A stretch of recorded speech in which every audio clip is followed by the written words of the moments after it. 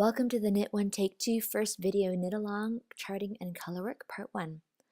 This is a part of Knit One Take Two.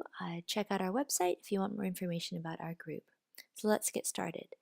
You are going to need a few supplies, a source of inspiration for your motif, worsted weight yarn, 4.5mm needles, straights or circulars is fine, and printer and some tape.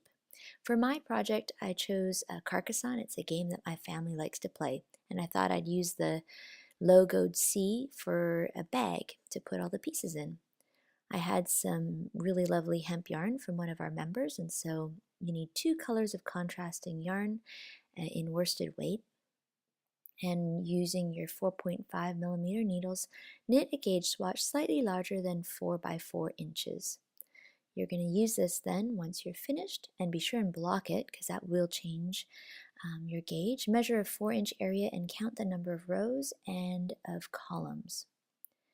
The reason why this is important is you need to find the gauge. So my swatch was 22 rows by 20 columns. I used that then to find the aspect ratio. So you divide the number of rows by the number of columns using your handy dandy calculator, and you come up with the aspect ratio. This website, sweaterscapes.com, has a free interface for you to choose graph paper that's specially suited to your aspect ratio. So click the number that's closest to your aspect ratio, and voila, there's your graph paper. Print it off, and then you're going to have that handy for the next part when we get there. Enlarge your motif to the size that you want. I found I had to get a higher res image in order to get a clear shape.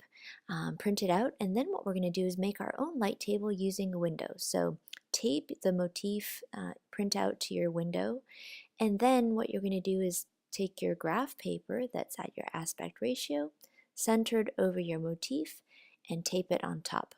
And then just using a pen, trace over the shape that you want.